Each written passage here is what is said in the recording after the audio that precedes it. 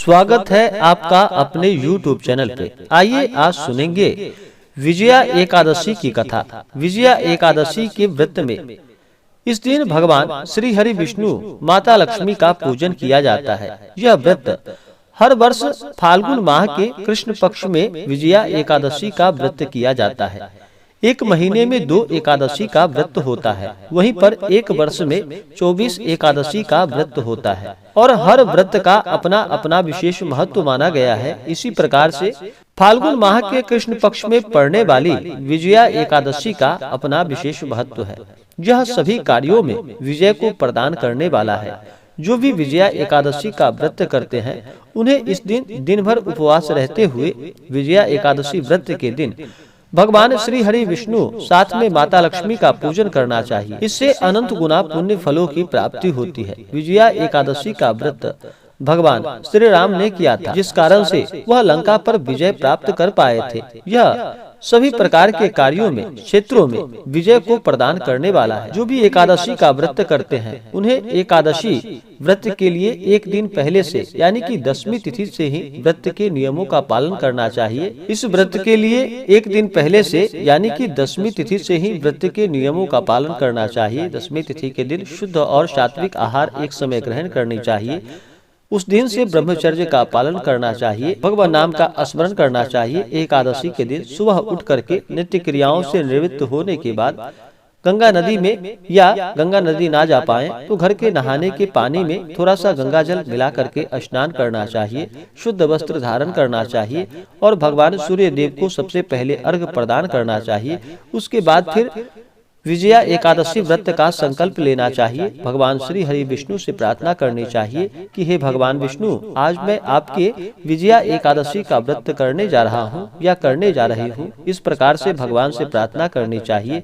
आपके मन में जो भी इच्छा हो, जो भी कामना हो, वो भगवान से कहनी चाहिए और दिन भर व्रत उपवास रहते हुए इस व्रत को करना चाहिए। रात्रि में जागरण कर भजन कीर्तन करके समय व्यतीत करनी चाहिए और द्वादशी तिथि के दिन अगले दिन जा करके इस दिन फिर व्रत का पारण करना चाहिए। ब्राह्मणों को दान दक्षिणा देनी चाहिए, गरीबों को भोजन कराना चाहिए, ब्राह्मणों को भोजन कराना चाहिए। इससे पुण्य फलों की प्राप्ति होती है। तो आइए सुनते हैं विजया एकादशी की कथा। तो बोलिए प्रेम से भगवान श्री हरि विष्णु की जय, माता लक्ष्मी की जय, एकादशी माता की जय। एक समय की बात है कि धर्मराज युधिष्ठिर ने भगवान श्री कृष्ण से पूछा कि हे जनार्दन, फाल्गुन माह के कृष्ण पक्ष की एकादशी का क्या नाम है तथा इसकी क्या विधि है? कृपा करके आप मुझे बतलाइए। भगवान श्री कृष्ण कहने लगे कि हे राजन, फाल्गुन मास के कृष्ण पक्ष की एकादशी का नाम विजया एकादशी है। इसके व्रत के प्रभाव से मनुष्य को विजय की प्राप्ति होती है। यह सब व्रतों में उत्तम व्रत बतलाया गया है। इस विजया एकादशी के महात्म्य के श्रवण व पठन से समस्त पाप नष्ट हो जाते हैं। एक समय देवर्षि नारद जी ने जगत पिता ब्रह्मा जी से कहा कि महाराज, आप मुझसे फाल्गुन मास के कृष्ण पक्ष की एकादशी का विधान कहिए। ब्रह्मा जी कहने लगे कि हे नारद, विजया एकादशी का व्रत पुराने तथा नए पापों को नाश करने वाला है। इस विजया एकादशी की विधि मैंने आज तक किसी से नहीं कहा। यह समस्त मनुष्यों को विजय प्रदान करती है। त्रेता युग में मर्यादा पुरुषोत्तम श्री रामचंद्र को जब 14 वर्ष का वनवास हुआ था, तब वे श्री लक्ष्मण जी तथा सीता जी सहित पंचवटी में निवास करने लगे। वहाँ पर दुष्ट रावण ने सीता जी का हरण किया। तब इस समाचार से श्री रामचंद्र जी तथा लक्ष्मण अत्यंत व्याकुल हुए और सीता जी की खोज में चल पड़े। घूमते घूमते जब वे मरणासन जटायु के पास पहुँचे तो जटायु उन्हें सीता जी का वृतांत सुनाकर स्वर्गलोक को चले गए। कुछ आगे जाकर उनकी सुग्रीव से मित्रता हुई और बाली का वध किया। हनुमान जी ने लंका में जाकर सीता जी का पता लगाया और उनसे श्री रामचंद्र जी और सुग्रीव की मित्रता का वर्णन किया। वहां से लौटकर हनुमान जी ने भगवान राम के पास आकर सारा वृतांत बतलाया। श्री रामचंद्र जी ने वानर सेना सहित सुग्रीव की सहायता से लंका को प्रस्थान किया। जब श्री रामचंद्र जी समुद्र के किनारे पहुँचे तब उन्होंने मगरमच्छ आदि से युक्त उस अगाध समुद्र को देखकर लक्ष्मण जी से कहा कि इस समुद्र को हम किस प्रकार पार कर पाएंगे। श्री लक्ष्मण जी ने कहा कि हे पुराण पुरुषोत्तम, आप आदि पुरुष हैं, सब कुछ जानते हैं। यहाँ से आधा योजन दूर पर कुमारी द्वीप में वक्दालभ्य नाम के मुनि रहते हैं। उन्होंने अनेक ब्रह्मा देखे हैं। आप उनके पास जाकर इसका उपाय पूछिए। लक्ष्मण जी के इस प्रकार के वचन को सुनकर श्री रामचंद्र जी वक्दालभ्य ऋषि के पास आए और उनको प्रणाम करके बैठ गए। मुनि ने भी उनको मनुष्य रूप धारण किए हुए पुराण पुरुषोत्तम समझकर उनसे पूछा कि हे राम, आपका आना कैसे हुआ?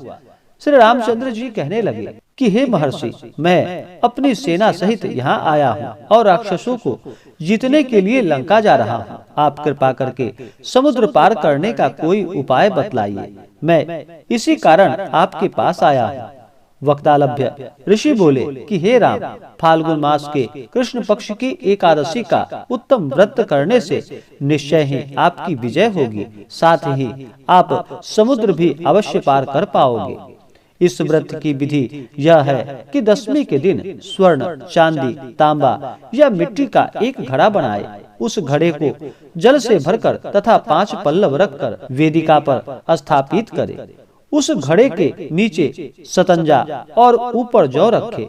उस पर श्री नारायण भगवान की स्वर्णमयी मूर्ति स्थापित करे। एकादशी के दिन स्नान आदि से निवृत्त होकर धूप, दीप, नैवेद्य, नारियल आदि से भगवान की पूजा करे।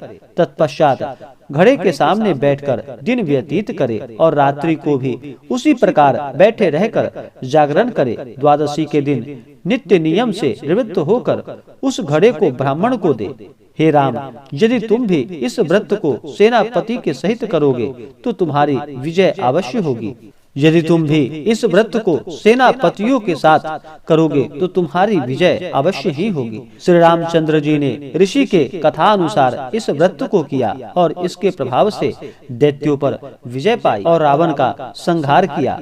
अतः हे राजन, जो कोई मनुष्य विधि पूर्वक इस व्रत को करेगा, दोनों लोकों में उसकी अवश्य विजय होगी। श्री ब्रह्मा जी ने नारद जी से कहा था कि हे पुत्र, जो कोई इस व्रत के महात्म्य को पढ़ता है या सुनता है, उसको वाजपेयी यज्ञ के बराबर पुण्य फलों की प्राप्ति होती है।